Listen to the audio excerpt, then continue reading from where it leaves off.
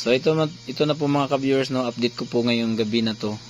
Bago ko matulog mga ka-viewers ay gusto ko sanang i-upload dito para may update kayo dito sa swing arm na ginawa ko, no. Bali, gumawa po ako ng mas makapal, no. Kung gusto nyo ng heavy duty pang masada na swing arm na ganito, abangan nyo itong gawa ko, no.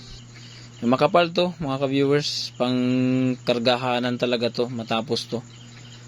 Yan, oh. Bali hindi ko pa na fold yung dito sa may kanto, bali dalawa to, tapos ko na yung isa, bali gagawa naman ako ng isa. So ayan, oh. Mas makapal siya, ito yung stock standard, yan, oh.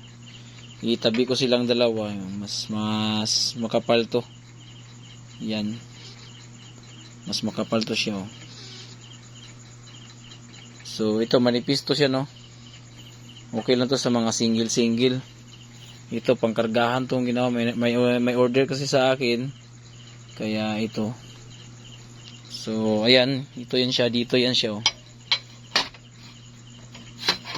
Dito yan siya, yan. Bali maglagay pa ako ng tubo papunta doon.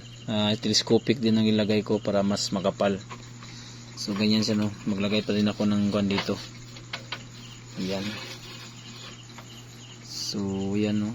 Malapit na po siyang matapos. PM lang po.